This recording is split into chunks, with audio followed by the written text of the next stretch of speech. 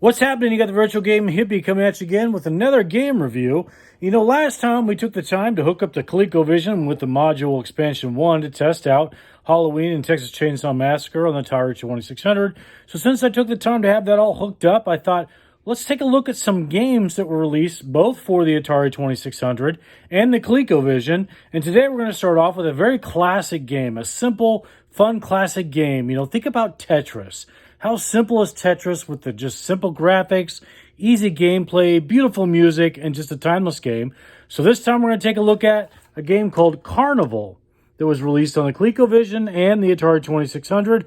I'm sure there were some other platforms as well. It was also an arcade release as well. This was a game I remember playing quite a bit as a kid on the ColecoVision itself. I really don't remember it in the arcade that much, but it was an arcade game.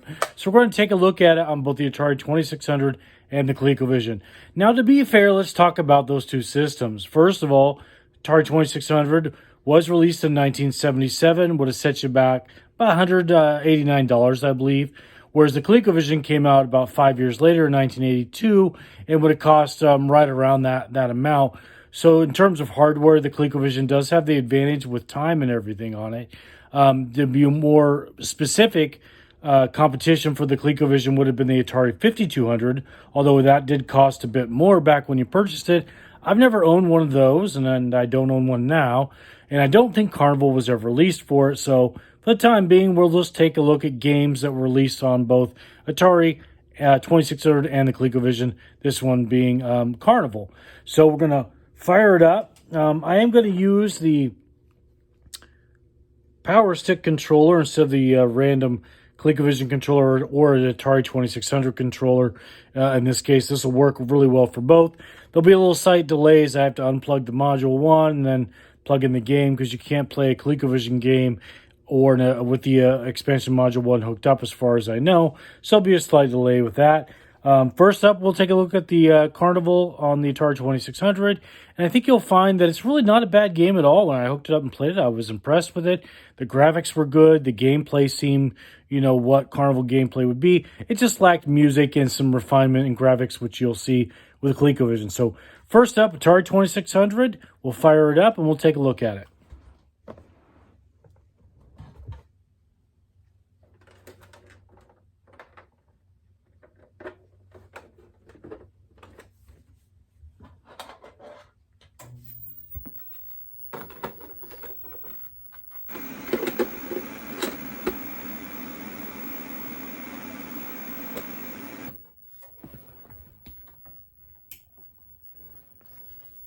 So what is the game?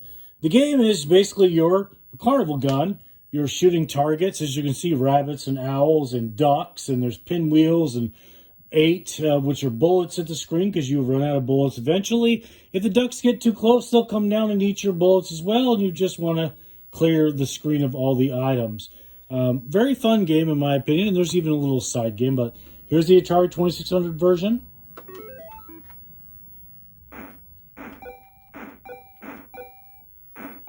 No music, good sound, and we'll let a duck come down. As you can see, they kind of lower closer. He's going to fly down, and if he flies down, he will eat some of your bullets.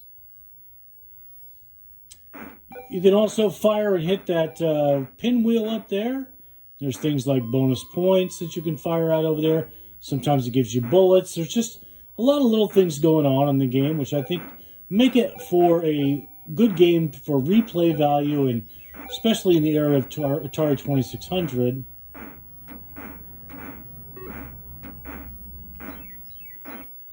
And I ran out of bullets, so the game is over. Now we'll fire up the ColecoVision version. I think you'll see quite a bit of difference graphically on top of sound, but overall the gameplay is pretty good in my opinion for both of these games.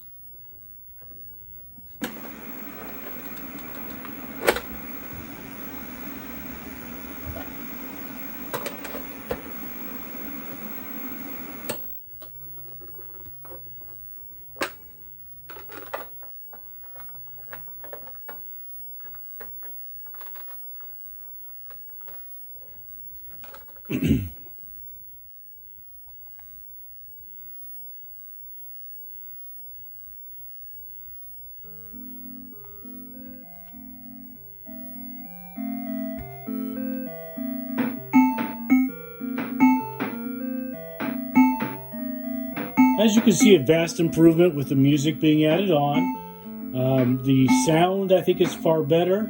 My cartridge needs to be cleaned. That's why you see some dots on the screen. But it also added in a bonus game. As you can see, you could spell the word bonus by shooting the letters in the proper order to spell bonus. All that stuff, like I said, you see, it's just the cart needs a little scrubbing with some alcohol, and I'm sure that would clean it right up. I don't think I'll play through to show you the bonus screen, but you can get the idea that the gameplay is very similar, just you're getting a lot more with the ColecoVision in terms of graphics, sound, and just overall a better game. Of course, this was 5 years into the future of gaming at that time, but for the price, ColecoVision really delivers, in my opinion. That's why it's one of my favorite retro consoles. I say that all the time.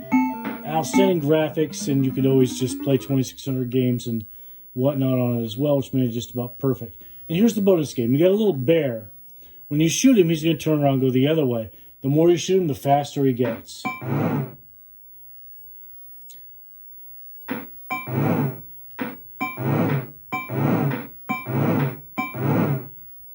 And there you have it.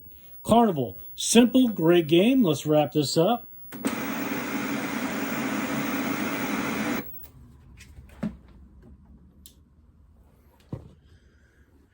So there you go. There's my review of a Carnival on Atari 2600 and ColecoVision to kind of see the differences between the two. I think ColecoVision, although both of them are both great games, really, for an Atari 2600 game, that's a pretty good game, in my opinion, as far as interpreting what it's like. The ColecoVision definitely delivers a lot better as far as arcade experience, and that's why it's one of the best systems in the retro console community, in my opinion.